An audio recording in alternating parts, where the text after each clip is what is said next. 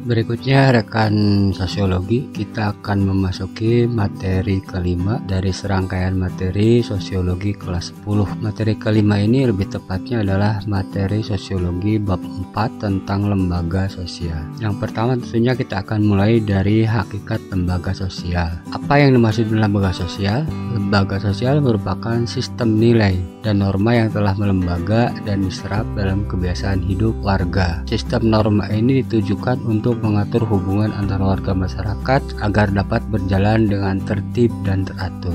Tadi pengertian dari lembaga sosial adalah rangkaian atau sistem dari nilai sosial dan norma sosial. Pengertian dari nilai sosial itu sendiri adalah konsepsi abstrak dalam diri manusia mengenai apa yang dianggap baik dan buruk. Dengan demikian, nilai sosial adalah nilai yang dianut oleh suatu kelompok masyarakat. Profesor Dr. Notonegoro membagi nilai sosial menjadi 3, diantaranya nilai material, nilai vital, dan nilai kerohanian. Nilai juga dapat dibedakan berdasarkan cirinya, yaitu nilai dominan dan nilai mendarah daging. Beberapa ahli juga membagi nilai menjadi nilai material dan nilai imaterial. Sementara pengertian dari norma sosial adalah aturan atau ketentuan yang mengikat warga kelompok dalam masyarakat. Norma yang ada di dalam masyarakat adalah aplikasi atau perwujudan dari nilai-nilai yang dianut oleh masyarakat. Norma bersifat formal dan non-formal. Dari kekuatan mengikat, norma dibedakan menjadi diantaranya adalah cara atau usage, kebiasaan atau foxway, tata kelakuan, mores, dan adat istiadat atau custom. Norma juga dapat diklasifikasikan menjadi norma agama, norma kesusilaan, norma kesopanan, norma kebiasaan atau habit, dan norma hukum.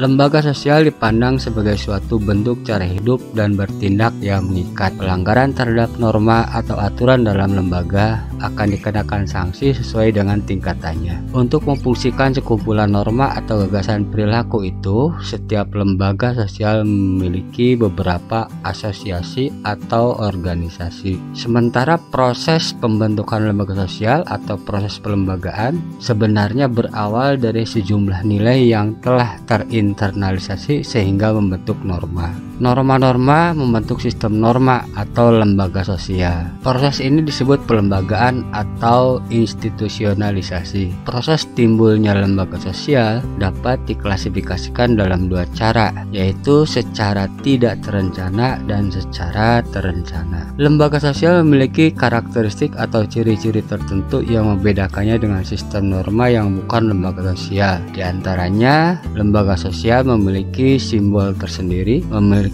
tata tertib dan tradisi, usianya lebih lama daripada usia orang perorangan, memiliki alat kelengkapan untuk mencapai tujuan, memiliki ideologi, memiliki tingkat kekebalan atau daya tahan. Sementara fungsi lembaga sosial dapat kita bedakan atas 2 bentuk, yakni fungsi manifest dan fungsi laten. Tipe lembaga sosial dapat diklasifikasikan menjadi berdasarkan sudut perkembangannya, ada crescent institution dan enacted institution.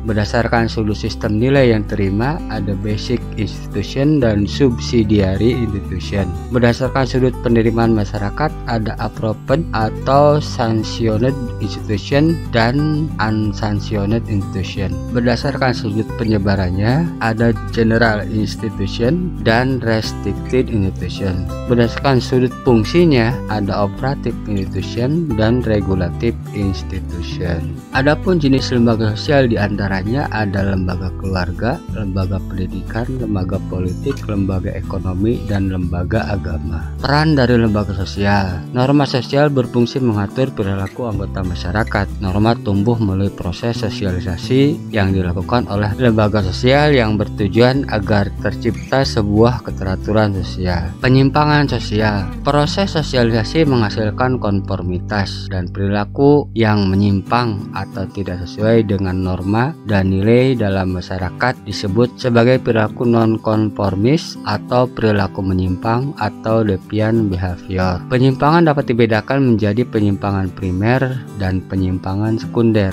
Penyimpangan tidak selalu bersifat negatif. Secara umum terdapat 2 sifat penyimpangan, yaitu penyimpangan positif dan penyimpangan negatif. Kemudian pengendalian sosial. Pengendalian sosial merupakan mekanisme untuk mencegah penyimpangan dan mengarahkan anggota masyarakat untuk bertindak menurut norma dan nilai yang telah melembaga. Ada dua sifat pengendalian sosial, yaitu preventif dan represif. Pengendalian sosial dilakukan masyarakat dengan cara melalui lisan dan simbolik, melalui kekerasan, melalui imbalan dan hukuman atau reward and punishment, melalui sosialisasi, melalui tekanan sosial secara formal dan informal, dan cara pengendalian melalui institusi dan non-institusi. Berikutnya adalah keteraturan sosial. Keteraturan sosial merupakan hubungan yang selaras dan serasi antara interaksi sosial, nilai sosial, dan norma sosial. Artinya hak dan kewajiban direalisasikan dengan nilai dan norma atau tata aturan yang berlaku. Proses terbentuknya keteraturan sosial. Keteraturan sosial dapat terjadi melalui beberapa tahap, diantaranya tertib sosial atau social order, order keajegan, dan pola. Adapun peran lembaga sosial dalam ketertiban sosial. Dalam sebuah sistem sosial masyarakat Indonesia, lembaga-lembaga yang dapat berperan dalam menjaga ketertiban sosial antara lain polisi, pengadilan, adat, tokoh masyarakat, dan media massa. Demikian saja materi tentang lembaga sosial. Berikutnya kita akan melanjutkan materi yang terakhir dari serangkaian materi sosiologi kelas 10 atau materi ke-6, lebih tepatnya materi bab 5. Sekian, assalamualaikum warahmatullahi wabarakatuh.